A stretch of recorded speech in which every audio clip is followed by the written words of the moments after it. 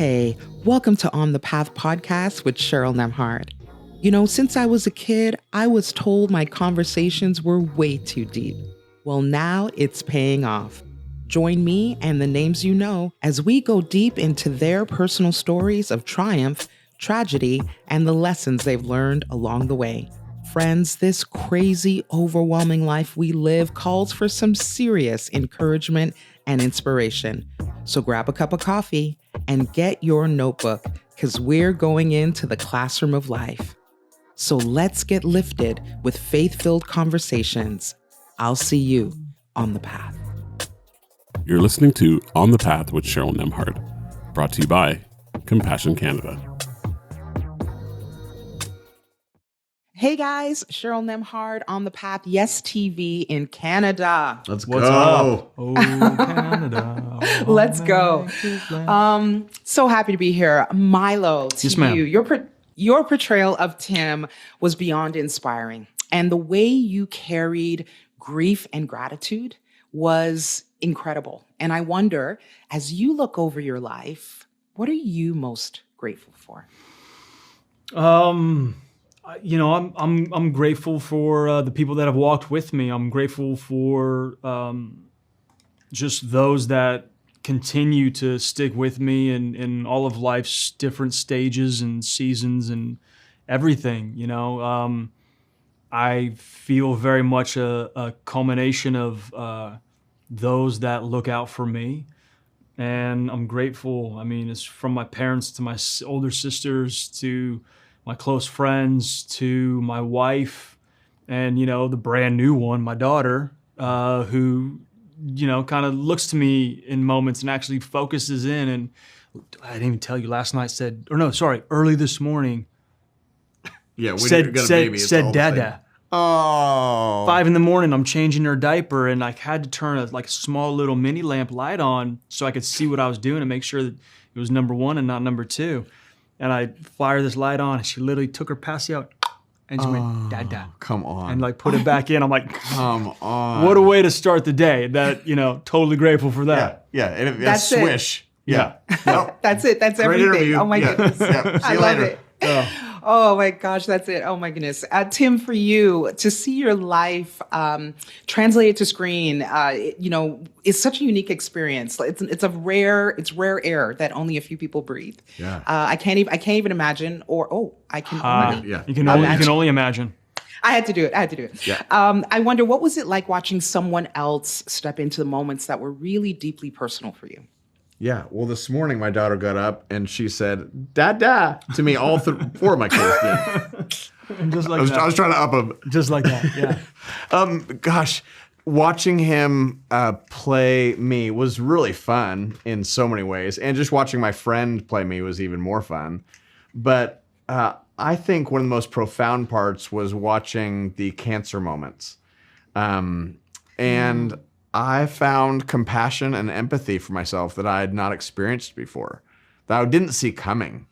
That was really, really impactful for me. And then also watching fake Hillary, Ariel, play my wife, and how she portrayed my wife to not write the X on her wrist was a whole season where my wife just had a wrestling match with God. Like, God, you have let me down. So to watch that moment and then to watch her write it, I mean, every time, I've seen it many times now, and I cry every time at that moment. Hospital bed. Yes. Oh my gosh. It's so deep for me. Thanks. Wow. Well, Milo, you are known for raw emotional openness when it comes to your acting. You go all the way there. You take us there every time. Yeah. And in this film, you do this incredible job of carrying scenes where a lot of what's happening is internal. What was that process like for you? I think it's just being honest and being real, and when action is called on set, letting Tim live on camera. You know, I was able to spend quite a bit of time with Tim ahead of filming and in conversation and everything, and what I just found of him to be, it's infectious and it soaks into your own bones, and you want to be good and you want to be better and you want to show everybody that same strength within themselves just by being encouraging and positive and just generally good. just good, giving goodness to people. And I think of those moments on camera where you don't have dialogue to lean on, you don't have a scene partner to lean on. You kind of have to find, those things. It's just allowing myself to experience as Tim would have, knowing my friend Tim, and what it is. I can't even quantify how you prepare or plan for it. You just have to be available to it and let your imagination go. And that's kind of always the goal, is just be honest. Just be honest and feel. And so for me, Tim, the movie version of Tim was always alive from action to cut. It wasn't Milo. I wasn't taking a back seat. It was just Tim. Go ahead and experience the life that Tim needs to experience in those moments. I love that. And Tim, we know that films have a way of sort of lasting with us long after we leave. And I wonder, as people are heading back into their own lives coming out of this film, what do you hope will stay with them? Yeah, I mean, ultimately, I think what he just said in a sense is that we love honesty. We love honest things, and life is really hard. And I think in the Christian or religious world, we try to like put bow ties and everything, and just life doesn't work out like that. So for me, I hope people walk away going, life is hard, and it's okay for me to say this is a hard thing in life.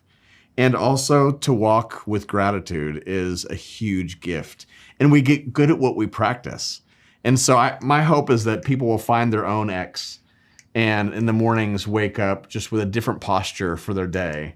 And that would kind of reshape how we see life and God and each other through that lens of just gratitude and practicing gratitude.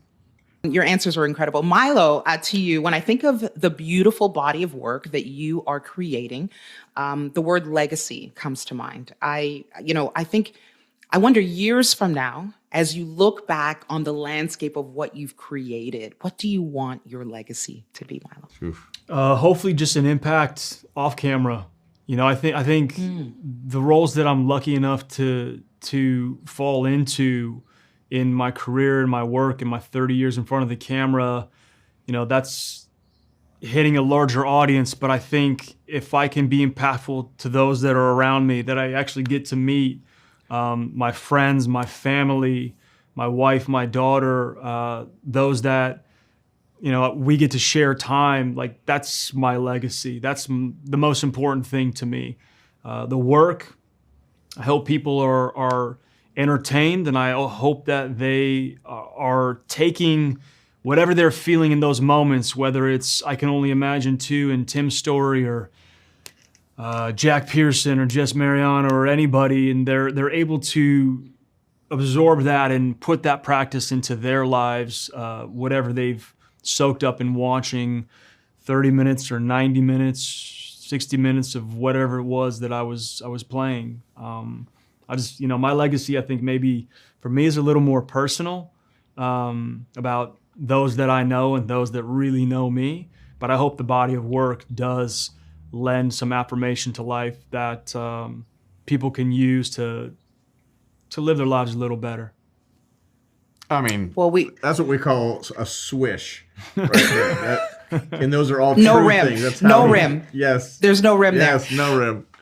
Well, thank you so much. And to both of you, but especially Milo, we are better. We are becoming better just by watching. And thank you for all that you do. Thank you, guys. Appreciate Have you. a great one. Have a good one. Thank you. Cheryl Nembhard on The Path, Yes TV in Canada. Hey. Hello. Love our Canadians. Good to see you again, Andy. We actually had an interview here with yourself and Kevin. I don't know if you remember. It was fantastic. It was fantastic. You were awesome. Oh, thank you so much. Such a joy to be with you guys. Let's begin. Dennis, my goodness, your character as an abusive father who finds redemption and restoration with his son in both of these films has been beyond inspirational. And I wonder, what do you feel this film's message is about repairing what's been broken? That it's never too late. It really, it never is too late. Arthur is kind of like one of the thieves on the cross, actually, that at the very end. And but sincere, really a true change and a redemption, which is hard to ask for if you feel like you don't deserve it. Yeah. Well said. So good, so good. Any thoughts from you on that as well? Yeah, for me, what Dennis brought to the first movie with Arthur and the moments of redemption there were just so profound. And when we came back full circle to kind of finish the story, there's just some beautiful moments that I didn't know we needed, but to be able to kind of fully heal that relationship, even though it's in memory, it was something that really needed to happen in Bart in order to unlock what he needed as a dad to give that to his son. And he just felt like he didn't have the goods.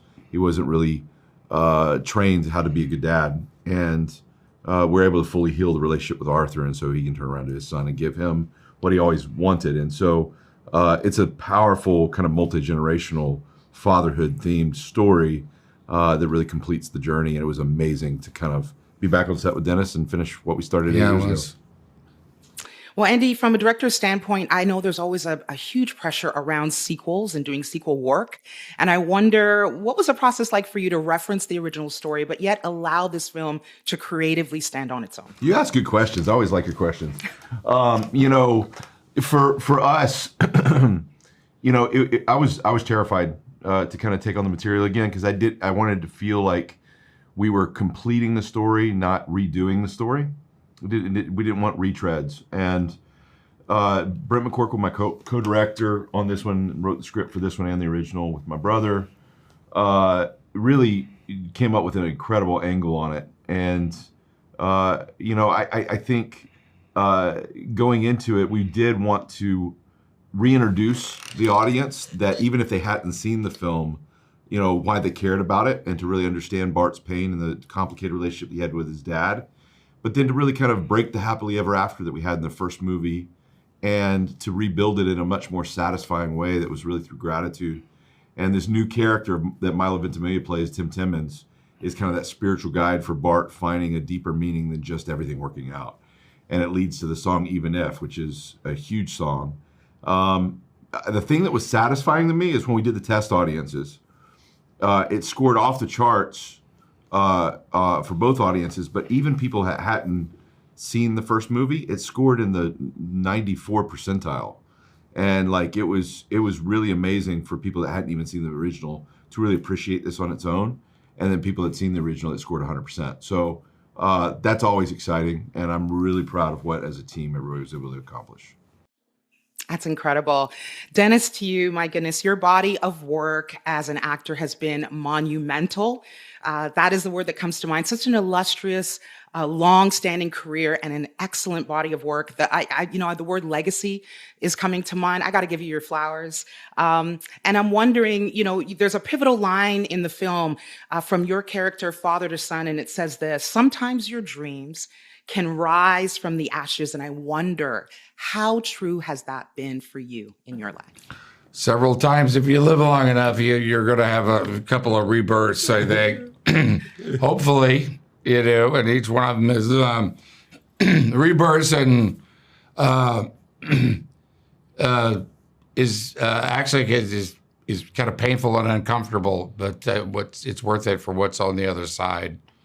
That's in my experience, and I'm just glad to be a part of this. And it's just right. Sequels, they have to stand alone by themselves. Yeah, you can't do that other. And it's just an amazing story which keeps going on. It's very relevant and inspiring. Well, you are inspiring and your work is inspiring. And Andy, to you, I've got to ask you this. Speaking of legacy, you are building a beautiful one with Kingdom Story Company. We've had a couple of talks around this, around incredibly heartwarming, deeply resonating films. And I wonder, years from now, when you look back over your body of work, what do you want the legacy of Kingdom Story to be? I love that question. I think I look forward, the reason why we called it Kingdom and not named it after a person is I look forward to a day where, there's kind of an irrelevance who is running it. Like I don't want it to be about my name. I want it to be about creating a destination and a platform where stories of faith and stories of what we believe can be told with excellence. And so what excites me is to look to the next generation of filmmaker that's coming behind us and to look for their stories to empower. So I get just as much thrill, stepping over to producing as I do when I get a chance to, they still trust me with a story to direct. And so I think it's really exciting. And I think there's a generation of filmmakers that are coming along that I'm thrilled about. There's one, we're working on a movie that should go in the spring that I can't announce yet, but it's gonna be awesome. But there's a filmmaker named Kaya Wiegand that is a force of nature. And she's a writer-director, born in Nigeria, raised in Philadelphia, found a really deep personal faith several years ago, and is an incredible writer. She was the head writer on This Is Us, or one of the lead senior writers on This Is Us, and she has something to say, and I can't wait to just hand her the baton and say, go tell your story. So God continues to open the door, and that's the legacy that we want Kingdom to have. I love it. Well, I've got one final question and a surprise speed round for you guys. This one is to you, Dennis, as we finish off. Speaking of up-and-coming artists, speaking of handing down the baton, I wonder, what was the advice that you never got that you want to give at all times to new artists, new actors trying to carve a new path? I wouldn't know where to begin if I was starting my career today. It's changed so much. But I would say, do you love it? That's what. Do you really love it? That's the only true reason to really do something, because you're going to spend a lifetime doing it. So you love what you do. Well said.